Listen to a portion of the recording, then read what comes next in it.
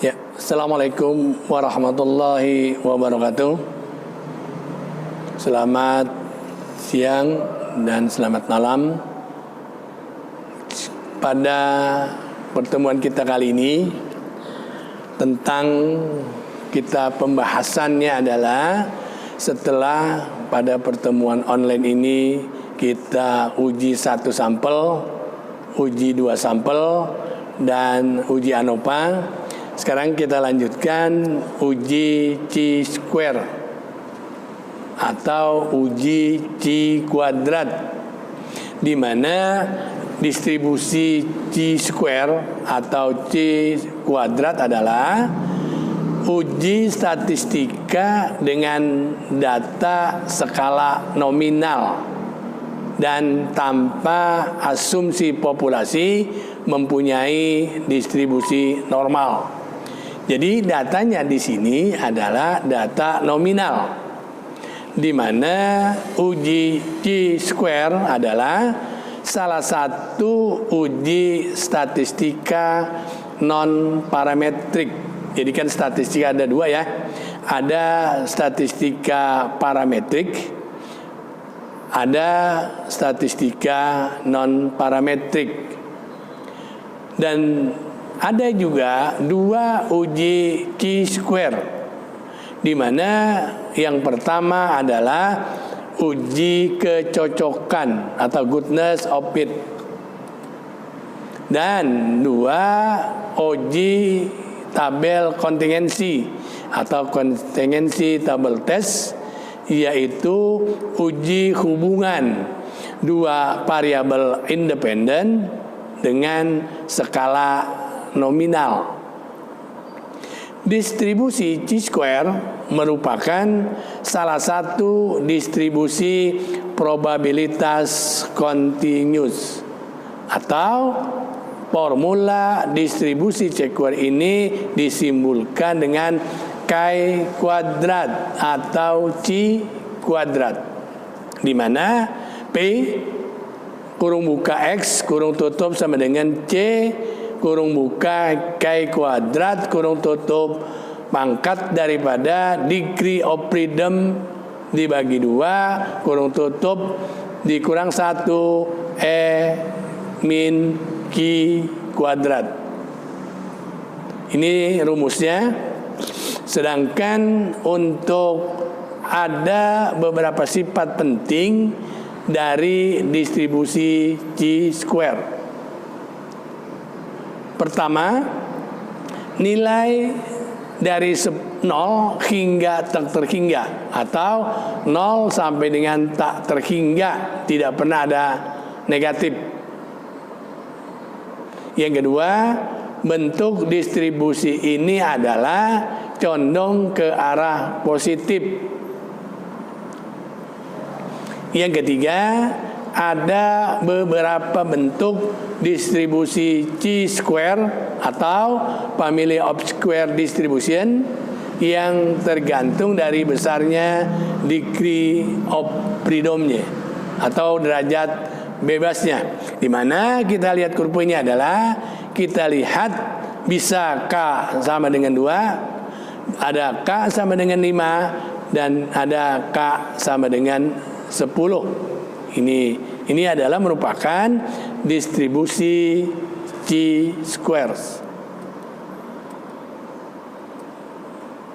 Kita lanjutkan dengan uji kecocokan distribusi atau goodness of fit. Di sini adalah uji goodness of fit untuk mengetahui seberapa baik data mendukung asumsi tentang distribusi populasi. Yang kedua, uji goodness of fit ini menguji apakah terdapat perbedaan antara frekuensi yang diobservasi atau observed frekuensi dan nilai yang diharapkan. Kita lanjutkan untuk uji kecocokan distribusi dengan frekuensi yang sama. Rumusnya adalah chi square atau chi kuadrat sama dengan sigma kurung buka F0 dikurang FE kurung tutup kuadrat dibagi FE kurung tutup, di mana F0 adalah jumlah frekuensi yang diobservasi, sedangkan FE adalah jumlah frekuensi yang diharapkan. Kita lanjutkan dengan contoh, misalnya ini ada dealer sepeda motor Salsabila di Malang mencatat bahwa penjualan per bulan selama tahun, katakan ini 2022 ya, bervariasi dari satu bulan ke bulan yang lain dengan beberapa bulan. Kita lihat ada dari Januari volume penjualannya 140, Februari 120 penjualannya, Maret volume penjualannya 125, April volume penjualannya 130, Mei, Juni dan seterusnya. Kita lihat dari sampai dengan Desember, dari 140 sampai dengan 160 di bulan Desember. Dan berdasarkan data penjualan bulan tersebut, apakah bisa disimpulkan bahwa penjualan sepeda motor tidak sama per bulannya? Kita lanjutkan dari soalnya penjualan sepeda motor per bulannya. Kita lanjutkan, kita membuat hipotesis. Yang kita buat hipotesis di sini adalah hipotesis nol dan hipotesis alternatif. Kita buat hipotesis nolnya.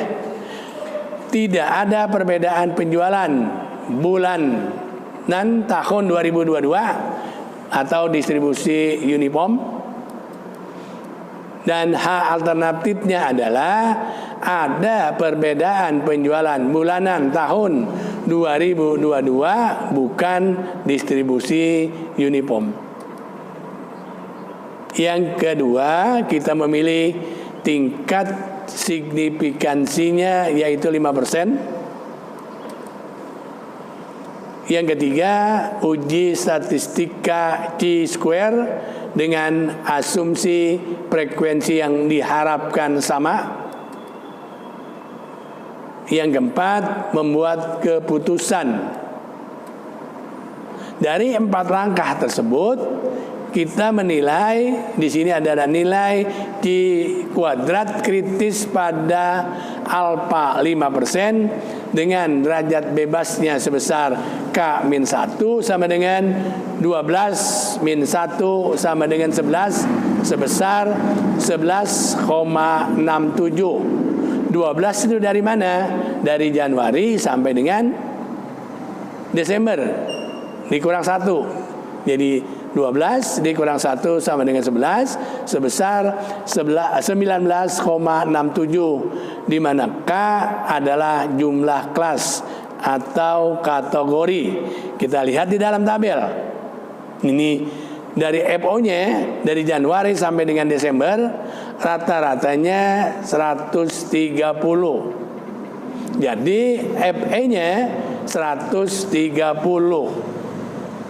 Sedangkan FO dikurang FE, otomatis kan FO bulan Januari ya 140, di bulan FE-nya 130, jadi 140 dikurang 130 menjadi 10 dan seterusnya.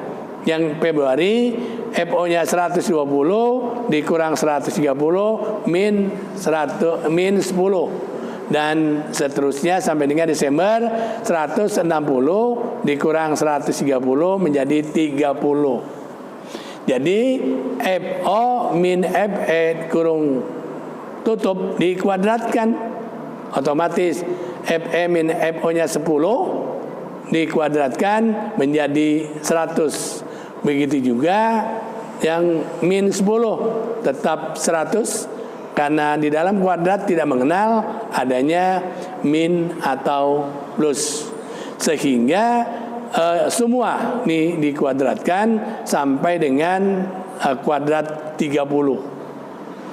Dan untuk itu, setelah kita mengetahui sigma atau jumlah daripada FO min FE kurung tutup kuadrat dibagi sigmanya FE, dibagi FE, jadinya di sini 100 dibagi FE-nya berapa? 130. Terus 10 dibagi 130 min 5 ya dibagi 130 dibagi 0 dan seterusnya. Ini F0 dikurang FE kurung tutup kuadrat dibagi FE, di mana FE-nya adalah rata-rata ya 130, sehingga Q kuadrat hitung menjadi 24,64615. Ini perhitungan Q kuadrat hitung dengan rata-rata 130, sehingga Q square hitungannya sigma kurung tutup kurung buka F0 dikurang FE di kurung tutup pangkat 2 dibagi FE kurung tutup menjadi 24,64615. Sehingga kita lihat F atau Q kuadrat hitungnya 64615 lebih besar dibanding dengan Q kuadrat kritis 5% dengan derajat bebasnya 12 kurang 1 sama dengan 11 sebesar 1967. Artinya Q kuadrat hitung lebih besar daripada Q kuadrat tabel. Karena C kuadrat hitung lebih besar daripada C kuadrat tabel, maka nilai C kuadrat hitung 24,64 lebih besar daripada C kuadrat kritis 19,67, sehingga kita menolak hipotesis 0. Kesimpulannya, jadi penjualan sepeda motor tidak sama per bulannya, atau penjualan sepeda motor tergantung dari bulannya. Ini kalau kita ingin mengukur banyaknya penjualan per bulan pada tahun yang sama. Kita lanjutkan dengan uji kecocokan distribusi dengan frekuensi tidak sama. Rumusnya Q kuadrat sama dengan sigma kurung buka kurung tutup F0 min FE kurung tutup pangkat 2 dibagi FE. Rumusnya sama, pengertiannya F0 adalah jumlah frekuensi yang diobservasi, FE adalah jumlah frekuensi yang diharapkan. Nah, contoh, survei sebanyak 400 rumah tangga dengan 4 anak menunjukkan distribusi sebagai berikut. Jumlah anak wanita dari 0, 1, 2, 3, 4. Jumlah anak pria 4, 3, 2, 1, 0. Jumlah keluarga 16, 89, 145, 114, 32. Maka apakah kita bisa menyimpulkan bahwa kelahiran anak wanita dan pria mempunyai probabilitas atau kemungkinan yang sama pada alfa atau tingkat keyakinannya 5%? Dari data tersebut terlihat bahwa terlebih dahulu kita membuat hipotesis 0 dan hipotesis alternatif. H0 tidak ada perbedaan probabilitas kelahiran anak wanita dan pria. H alternatif ada perbedaan probabilitas kelahiran anak wanita dan pria. Kita memilih tingkat signifikansinya 5%. Yang ketiga, uji statistik chi-square dengan asumsi frekuensi yang diharapkan sama. Yang kelima, membuat keputusan. Ini langkah-langkahnya. Membuat hipotesis nol dan alternatif, memilih tingkat signifikan 5%, uji statistik chi-square, dan membuat keputusan. Di mana di dalam kita mengambil keputusan, nilai chi kuadrat kritis pada alfanya 5% dengan derajat bebasnya sebesar 5 dikurang 1 sama dengan 4 sebesar 9,488. Dengan harapan dicari melalui probabilitas binomial dengan probabilitas kelahiran wanita dan pria adalah 0,5.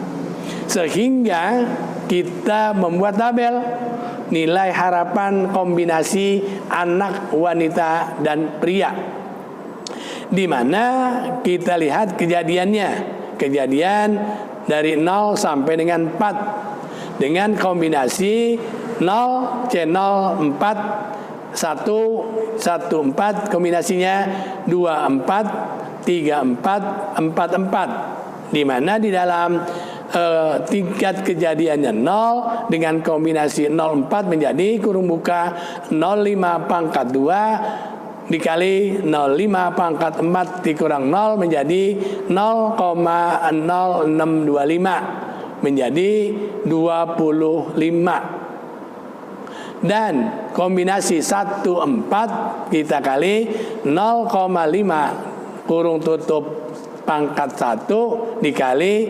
0,5 kurung tutup pangkat 4 min 1 menjadi 0,25 menjadi 100 dan seterusnya. Dengan kombinasi 2.4 0,375 150, dengan kombinasi 3 4 0,53 pangkat 3 menjadi 0,25 100, dan kombinasi 44 menjadi 0,0625 atau 25. Ini menjadi tabelnya, nilai harapan kombinasinya. Dan kejadiannya menjadi F hitung Q kuadrat hitung menjadi, dengan kejadian 0 sampai dengan 4 ya, 40 menjadi 16, 89, 145, 118, dan 32. FE-nya 25, 100, 150, 100. Dan FO min FE min 9, min 11, min 5, 18, dan 7. FO dan FE kita kuadratkan. 9 kuadrat 81, 11 kuadrat 121, 5 kuadrat 25, 18 kuadrat 324, dan 7 kuadrat 49. Sehingga hasil daripada FO min FE pangkat 2 kuadrat dibagi dengan FE, di mana 81 dibagi FE 25 menjadi 324, 121 dibagi FE 100 menjadi 1,21, 25 dibagi 150 0,17, 18 dibagi ini menjadi 324, dan seterusnya, sehingga Q kuadrat hitung menjadi 9,817. Ini hasil daripada Q kuadrat. Dan kita hitung C kuadratnya adalah sigma kurung buka F0 min FE kurung tutup kuadrat dibagi FE menjadi 9,817. 9,817. Kita lanjutkan. Nilai C kuadrat hitung 9,817 lebih besar dibanding dengan nilai C kuadrat kritis 9,488 sehingga menolak hipotesis 0. Artinya apa? Kesimpulannya kita bahwa probabilitas kelahiran anak wanita dan pria tidak sama.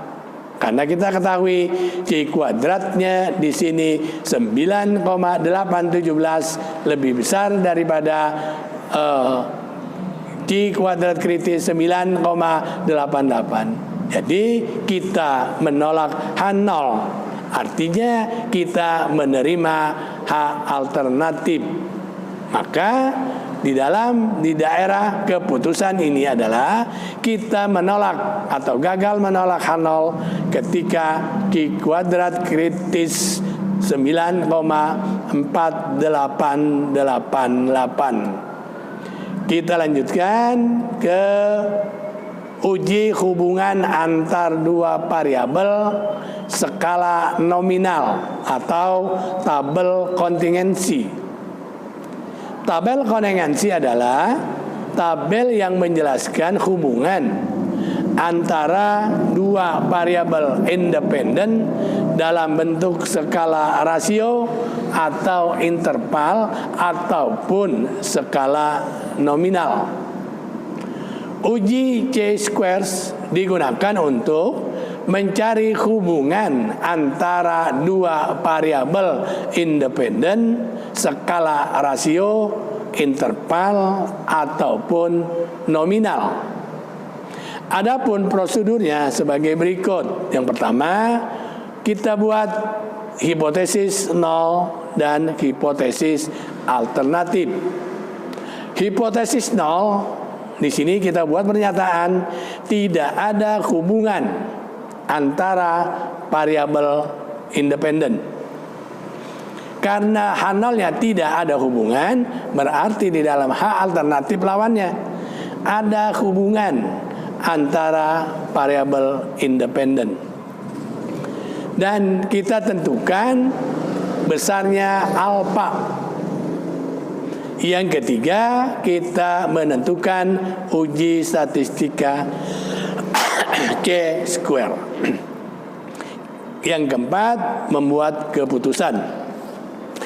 C-square kritis didasarkan alfa dan df atau derajat bebasnya sebesar kurung buka B min 1 kurung tutup dikali kurung buka K min 1, di mana B adalah menunjukkan banyaknya banyaknya baris dan K menunjukkan banyaknya kolom. C-square hitung menjadi C-square sama dengan sigma kurung buka F0 dikurang FE kurung tutup kuadrat dibagi FE kurung tutup menjadi FE-nya di sini adalah kurung buka total frekuensi baris dikali total frekuensi kolom dibagi total baris dan kolom. Ini hasilnya, dan kita lanjutkan contoh.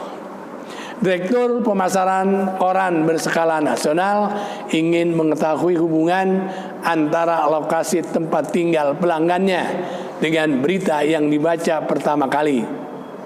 100 sampel diambil secara acak di seluruh Indonesia. Lihat tabel kontingensi.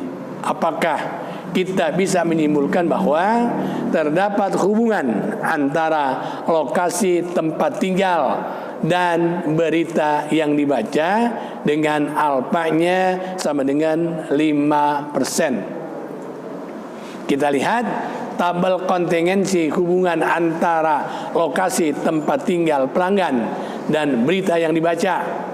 Ini komunitasnya ada komunitas besar, daerah urban, daerah pedesaan. Berita yang dibaca ada berita politik, ada berita ekonomi, ada berita lain-lain. Berita politik 170, 125, 110. Berita ekonomi 124, 112, 90. Berita lain-lain ada 90, ada 91, ada 88. Total yang disurvei ada 1000 sampel. Dari 1000 sampel ini prosedurnya sebagai berikut. Kita membuat hipotesis 0 dan hipotesis alternatif. H0 tidak ada hubungan antara lokasi, tempat tinggal, dan berita yang dibaca. Alternatifnya adalah ada hubungan antara lokasi tempat tinggal dan berita yang dibaca. Tentukan besarnya alfanya 5%. Tentukan uji statistika chi-square dan kita buat keputusan.